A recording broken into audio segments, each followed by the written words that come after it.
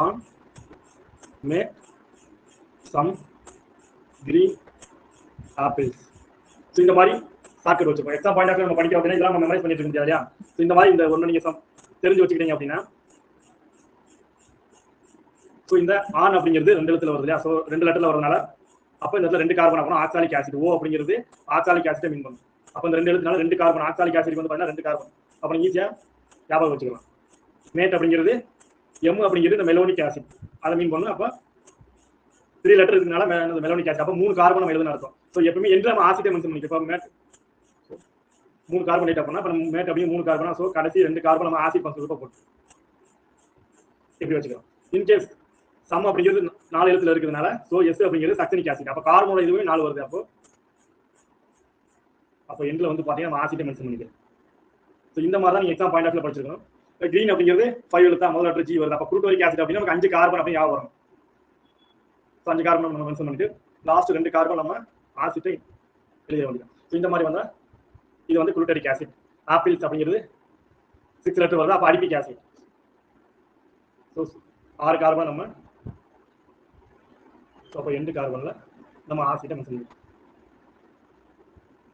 So இப்படி தான் நீங்கள் எப்பயுமே மறக்காது. ஸோ இந்த மாதிரி நீங்கள் ஞாபகம் வச்சுக்கணும்.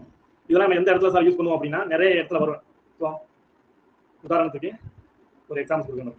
இந்த மாதிரி ஒரு காம்பவுண்ட் கொடுத்துருப்பாங்க சைக்ளோஹெக்சின். இதில் நம்ம ஓசனாலிசிஸ் பண்ணும்போது அல்லது ஓசனாலிசிஸ் பண்ணிட்டு KMnO4 கொடுத்துருப்பாங்க.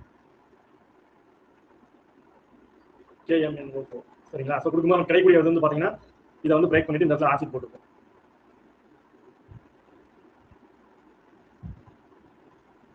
One two three four five six.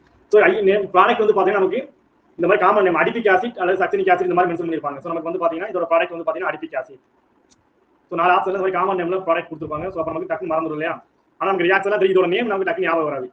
நீங்கள் ரியாக்ஷன் மெக்கானிசமே போட்டு இந்த ஃபைனல் ஆன்சர் நீங்கள் கொண்டு வந்தாலும் சில டைம் டக்குன்னு நமக்கு அந்த நேம் வந்து பார்த்தீங்கன்னா ஞாபகத்துக்கு வராது. ஸோ அப்போ 6 கார்பன் இருக்கா? ஸோ இந்த இதை நீங்கள் கரெக்டாக நீங்கள் மைண்டில் வச்சுக்கிட்டீங்க அப்படின்னா எந்த ஒரு எக்ஸாம்பிள்ஸ் கொடுத்தாலுமே நீங்கள் ஈஸியாக அப்ரோச் பண்ணிடலாம். ஸோ 6 கார்பன் அப்போ ஆப்பிள்ஸ் அப்படிங்க. ஸோ அடிபிக் ஆசிட் இது வரைக்கும் நீங்கள் தெரிஞ்சா போதும். அதனால இந்த இதில் எப்போ கேட்டால் நீங்கள் சொல்ல தெரியும். இதில் ஐயூபிஎஸ் நேம் வைக்கணும் அப்படின்னா அப்போ ஆக்சாலிக் ஆசிட் ஐயூபிஎஸ் நேம் வச்சோம் அப்படின்னா ஸோ நமக்கு 2 கார்பன் இருக்கு இல்லையா? ஸோ 2 கார்பன் இருக்கு. அப்போ ethane 1,2 dioic acid. Ethane 1,2 dioic acid. So இந்த மாதிரிலாம் மேக்ஸிமம் இந்த இதை பொறுத்த வரைக்கும் அவங்க